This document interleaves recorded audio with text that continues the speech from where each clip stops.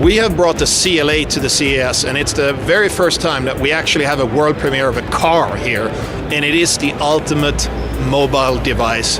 The new CLA takes MBUX, our connected car operative system, to the next level with new features like the energizing coach, like an intuitive gesture control, and new features inside MBUX.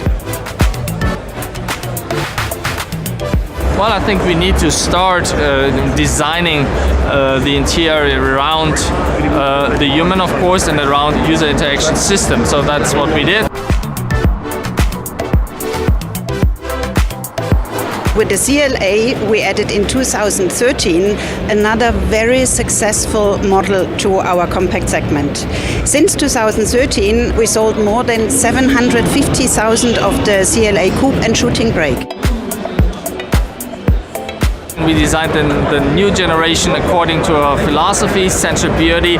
That means reducing all the lines and sculpture this car just with light and shadows. In 2018, Mercedes-Benz was again the best-selling automotive premium brand, and we will continue the success story.